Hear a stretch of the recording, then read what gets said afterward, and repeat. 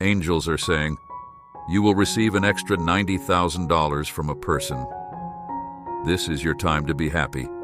Type Amen to claim it. A message from your future.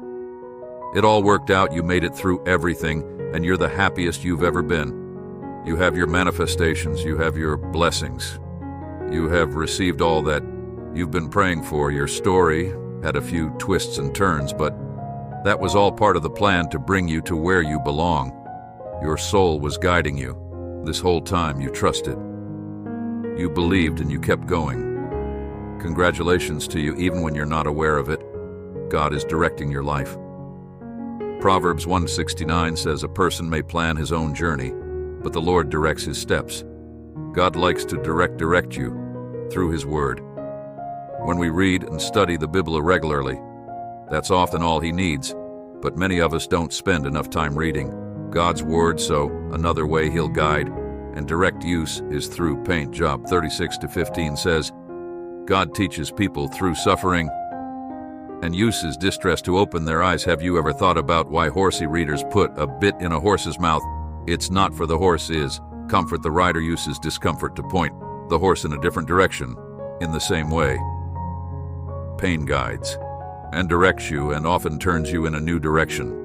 When King David realized that God was using the pain in his life to point him in the direction God wanted him to go, David was actually grateful for his pain. My suffering was good for me, for it taught me to pay attention to your decrees. Psalm 11:97. God whispers to us in our pleasure, but shouts to us in our pain. Pain is God's megaphone. It never leaves you where it found you. No matter how bad the pain is or where it came from, God can use it to point you toward your purpose. Paul said to the believers at Corinth who were experiencing some discomfort and pain, now I am glad, not because it hurt you, but because the pain caused you to repent and change your ways. 2 Corinthians 7:9. You don't have to be glad that you're experiencing pain, but you can ask God to use your pain to guide you in the right direction, and thank Him for all the ways He will provide for you. Sometimes the fears in your life can be loud, demanding your attention, but you can trust that God is with you and for you, and is more powerful than whatever you're afraid of. When the Apostle Paul was in a frightening situation, he chose to trust. Please donate us $100 to support our community. God, instead of giving in to his fear when he did, here's what he found to be true about God. He did rescue us from mortal danger, and He will rescue us again. We have placed our confidence in Him, and He will continue to rescue us. 2 Corinthians 1:10. You have a choice. Just like Paul did, choose to believe God is watching over you. Choose to trust Him, and choose not to give in to your fears. God promises believers that no matter what happens to us, He is working for our good. If we love Him and follow Him, now we know that all things work together for good for those who love God, who are called according to His purpose. Romans 8:28. If you're a believer, God promises all things are working together for good. Not that all things are good, but that they are working together for good. That means you can stop listening to your fears, because there is no difficulty, dilemma, defeat, or disaster in the life of a believer that God can't ultimately get some good out of. There is no need to fear the future. Your fears reveal where you do not trust God. So today, make a list of your fears and ask God to help you identify the reason you have. Then ask Him to help you replace your fears with trust. Father God, I thank You for today and Your endless love. Guide me, light my path, and fill me with the fruits of Your Spirit. Help me to love and serve others, speaking words of encouragement in challenges. Remind me You're by my side, giving me strength. Let all I do today glorify You. Bless my day and those I meet in Jesus' name. Amen. Here's what you need to understand about life. Even when you trust someone, keep some things to yourself. If you want to build something worthwhile, be ready for criticism. Growth isn't loud. It doesn't flex. It doesn't seek validation. It's quiet, humble, and reassuring. Growth is looking yourself in the mirror, knowing you gave it all you got. and congratulating yourself on another beautiful and blessed day. Don't be afraid to start over again this time. You are not starting from scratch. You are saints starting from experience. Eat better, run more, hit the gym, sleep earlier, wake up early, drink more water, read books, talk less, listen more, feel deeper, love better, open your mind, travel, experience life, be happy. Life's short, get busy, living before you judge someone else. Remember that you have blind spots in your own life. Blind spots are attitudes or weaknesses that you can't see or refuse to see, even though they might cause conflict with others. For instance, you may be constantly argumentative and not.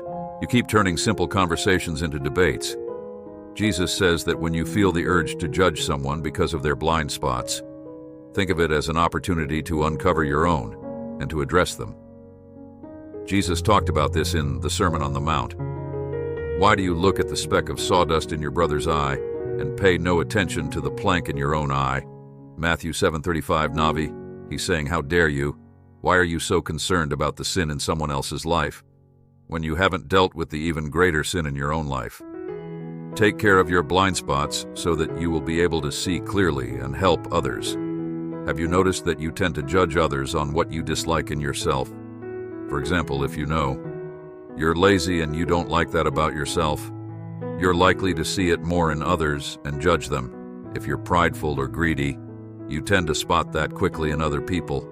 Whatever you struggle with, you'll notice others more easily.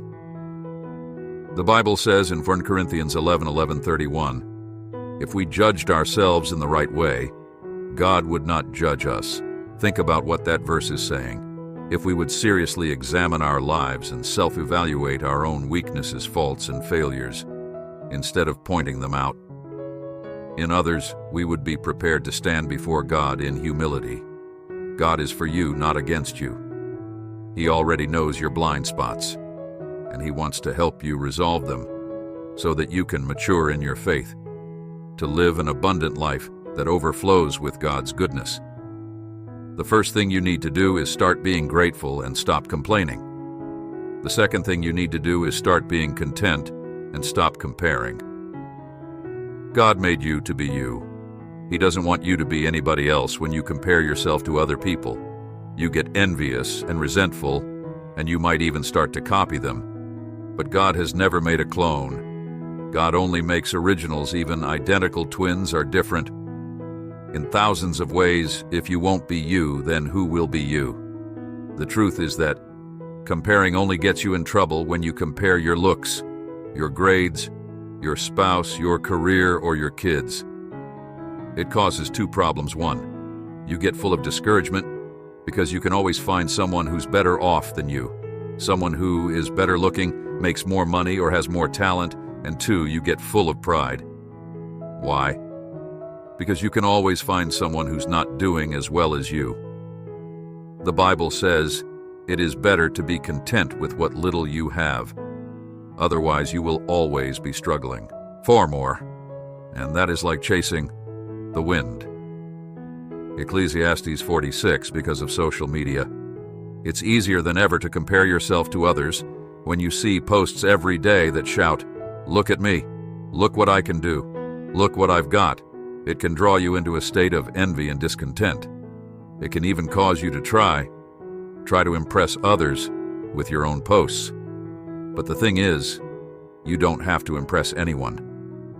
A key to living a life overflowing with joy is to just be yourself, content with who God made you to be. Are you tired of feeling overwhelmed? Do you want to be spiritually and emotionally healthy?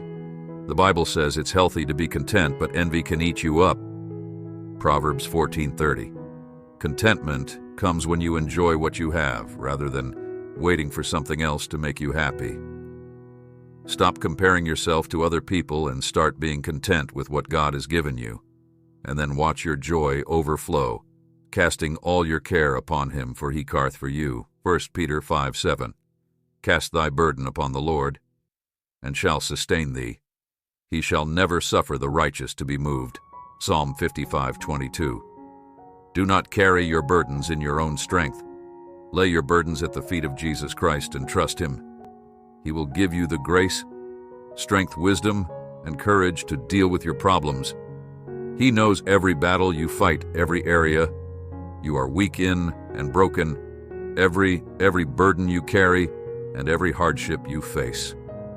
His eyes are fixed upon you. Doubt not his grace because of your hardship, but believe that he loves you as much in seasons of trouble as in times of happiness, the battles, burdens, and hardships he has allowed in your life. Have a purpose through your hardship. He is training you to be a man of God. He is strengthening your soul and lifting your spirit upward towards eternal things, while separating you from the things of this world. He is working things out for your good. Jesus' hands were pierced for your redemption, and you shall surely feel that same hand comforting you. Anxiety makes us doubt God's loving kindness, and thus our love to him grows cold. We feel mistrust, and thus grieve the Spirit of God, so that our prayers become hindered. Our consistent example marred, and our life one of self-seeking. Thus want of confidence in God leads us to wander far from him. But if through simple faith in his promise we cast each burden as it comes upon him, and are careful for nothing, because he undertakes to care for us, it will keep us close to him and strengthen us against much temptation. Thou wilt keep him in perfect peace, whose mind stays on thee, because he trusteth in thee. Isaiah 2:63. Make God your strength and fight in his strength, not your own. It is when you are weak that you are really strong, because God's strength is manifested in your, and his grace is sufficient.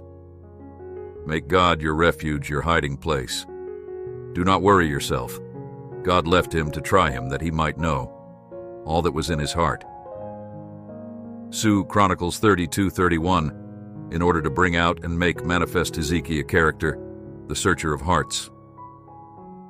God left Hezekiah to himself, that by this trial and his weakness in it, what was in Hezekiah's heart might be known, that he was not so perfect in grace as he thought he was. God left Hezekiah to himself and his own impotency and corruption.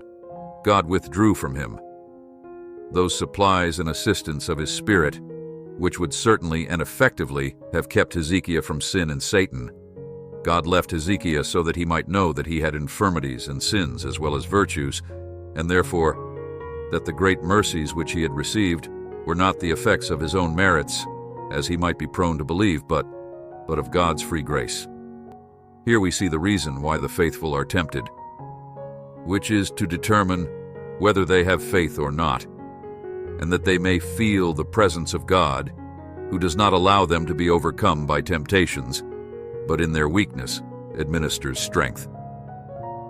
Many times we don't know what sins and corruption lurks in our own hearts, and these sins and corruptions come out in the open when God withdraws from us, like Hezekiah. God sometimes withdraws from his men in order to try their faith, to expose their sins, and to show them the corrupt nature of their hearts.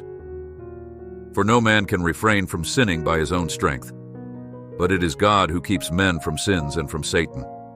It is good for us to know ourselves and our own weakness and sinfulness, that we may not be conceited or self-confident, but may always live in dependence upon divine grace. We know not the corruption of our own hearts, nor what we shall do if God leaves us to ourselves. Sin was that. His heart was lifted up. Men need to study their own infirmities and follies and their obligations to free grace, that they may never think highly of themselves, but beg earnestly of God, that he will always keep them humble. Hezekiah made a bad return to God for his favors, by making even those favors the food and fuel of his pride. Let us shun the occasions of sin. Let us avoid the company, the amusements, the books, very sights that may administer to sin. Let us commit ourselves continually to God's care and protection, and beg of never to believe us nor forsake us. Marriage is hard. Divorce is hard. Choose your hard. Obesity is hard. Being fit is hard. Choose your hard. Being in debt is hard. Being financially disciplined is hard. Choose your hard. Communication is hard.